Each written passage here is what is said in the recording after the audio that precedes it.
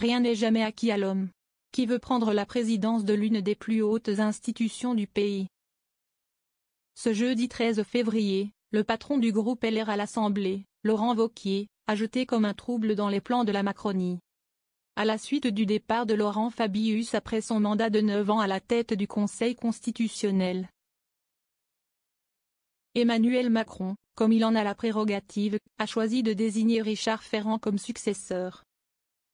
Sauf que sa candidature doit encore être validée par le Parlement, qui peut y faire obstacle. Il suffira pour cela à ses opposants de rassembler 3/5 des voix additionnées des membres des commissions des lois de l'Assemblée et du Sénat, soit au moins 74 votes sur 122 au total. Et si Emmanuel Macron comptait sur le soutien aveugle des Républicains, il n'en est visiblement rien. Le profil de Richard Ferrand pose problème, a affirmé ce mercredi Laurent Wauquiez, soulignant que la consigne de vote sera décidée collectivement. C'est une personnalité qui vient du Parti socialiste, qui a été l'un des principaux soutiens politiques de la Macronie, a-t-il défendu en évoquant le risque que les décisions du Conseil soient vues comme politiques. Laurent Wauquiez avait déjà dénoncé un coup d'état de droit en 2024 après la large censure de la loi immigration par les sages. Les calculs ne sont pas bons. Si ces déclarations ont de quoi jeter un froid, c'est que le poids des élus LR, et notamment des sénateurs, sera absolument déterminant. L'HuffPost a sorti la calculette.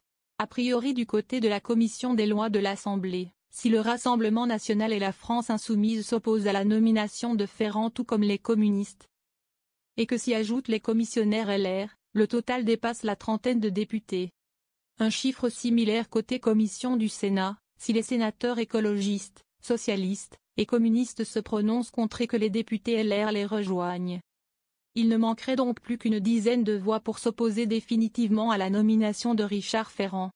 Or, comme s'en font l'écho plusieurs médias, même dans les rangs de la Macronie ce choix ne fait pas forcément l'unanimité. Il y a un débat sur ce choix dans les rangs d'Ensemble pour la République, a confirmé Yael Braun-Pivet à nos confrères de Mediapart. Outre qu'il est perçu comme étant particulièrement proche du chef de l'État, Richard Ferrand paie aussi ses démêlés judiciaires et ses déclarations sur la possibilité de permettre un troisième mandat au président de la République.